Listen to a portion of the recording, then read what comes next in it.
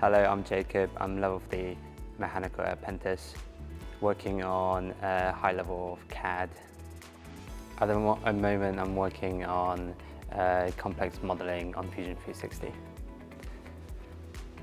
Last year, I got an opportunity to compete in WorldSkills in national finals, and I was one of the runner-ups in that competition.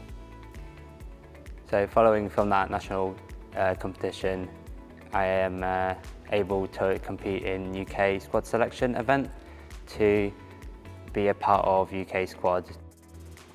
From there, we are invited to go to Europe Additive Manufacturing competition.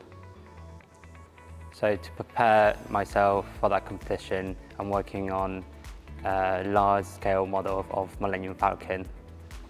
We are 3D printing the whole model using our 3D printers in class. Here you can see the slicing software where you can transfer the model into the 3D printer. So the final stage of the assembly is gluing the whole model together, where I'm using all of the 70 parts and getting the first layer sorted, and then following that doing the top layer after that to assemble it in the whole model.